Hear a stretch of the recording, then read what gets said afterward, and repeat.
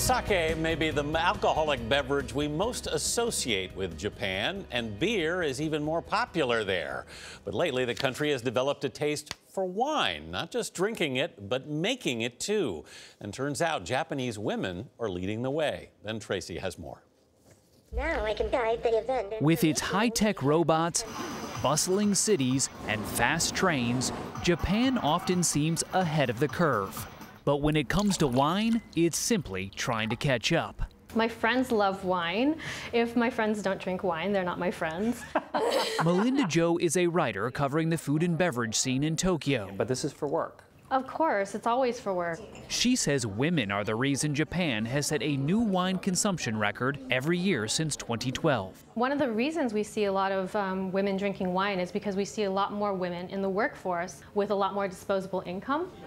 And this idea of just getting together with friends and drinking wine has become, very common. Per capita wine consumption in Japan has jumped 50% since 2006.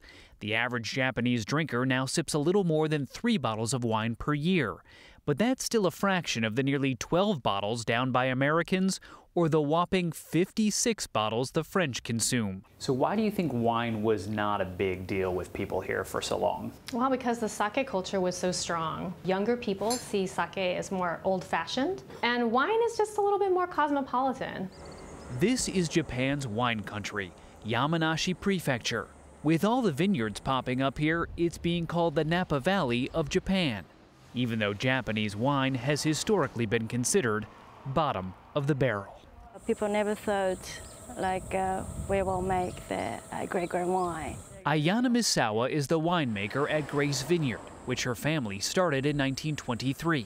So the grapes are coming along nicely. This part of Japan gets nearly 3 times as much rain as California's Napa Valley. It's so wet and humid, they have to put little grape umbrellas on the vines so the fruit doesn't grow mold. How hard is it to make wine out here? To make good wine is very, very difficult in this climate condition. So you could make a lot of what people might call bad wine, but making good wine is hard. Yeah, good wine is hard, yeah. So it's a good thing these grapes, known as koshu, literally have a thick skin. Grace Vineyard's wine is now being exported to 20 different countries and winning awards. Tourists are showing up to sample what is still a novelty, quality Japanese wine. Why do you think people are finding that they like this particular kind of wine? Japanese wine is very mysterious. It's mysterious? Yeah. What's mysterious about it? And the taste also very different from other wines. That's because it's meant to perfectly pair with equally delicate Japanese cuisine such as sushi and sashimi. For stores like this, dedicated to domestic vintages, Kanpai. the idea of Japanese fine wine is no longer a joke. The attitude towards Japanese wine has been changing a lot. And the reason behind that is mostly because the quality has just gotten so much better in the last 20 years.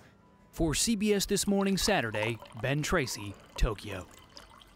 We'll have to find some sample with Mysterious the sushi. wine. Yes. They make very good scotch too, by the way. We'll get some of that as well.